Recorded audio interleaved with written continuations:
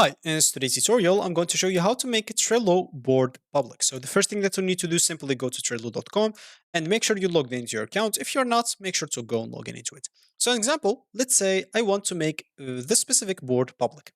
You can see board with some lists, with some cards and etc. And I want to make this board public. So if I go back as example, or if I go and click on it, so now it is just workspace visible. So all I need to do is just go and click on that. As example, at the right of the name, you'll find workspace visible. If you go and click on it, all you need to do, just go and change it to public. As you can see, anyone on the internet can see this board. Only board members can edit though. So once you click on it, they will like trying to assure you like public boards are visible to anyone on the internet. So if you really want to make it public, an example, just click on yes, make board public. And as you can see, this board is set to public. You can change its visibility at any time. So yeah, that's how you basically make a board public. And of course, if you want to make it back to workspace, you can always go back to workspace or even private. It's totally up to you. So that's going to be it for me in this video. Thank you for watching and I'll catch you again in the next video.